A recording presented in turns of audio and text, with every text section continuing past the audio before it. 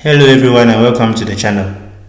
My name is John and today we'll be discussing how to import data from Excel when you are working with SPSS.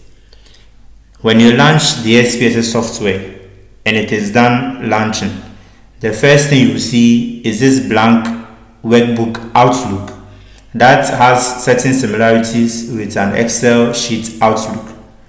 So the first thing you do is that you come to File, you come to import data, you select Excel, and then you select your file, your Excel file, and then open.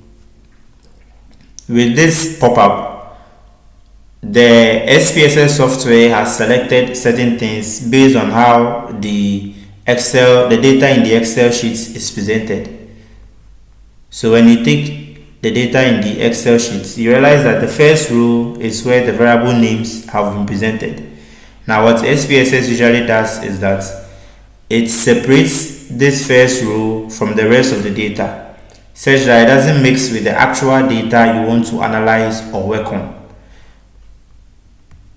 That is what it has ticked in the first box: read variable names from first row of data. So basically, when you are working with SPSS and you want to import an Excel file, when this pop-up comes, you usually do not change anything in the pop-up menu. The next thing you do is click OK. When you click OK, the data in the Excel sheet will be imported onto the SPSS blank workbook. So you realize that the variable names have been separated and are not part of the actual data you would want to work with. Now the next thing is to come to the variable view of SPSS and then present your variables how you would want them to be analyzed. So you would have to come and edit out your variables in the manner in which will suit the analysis you want to do.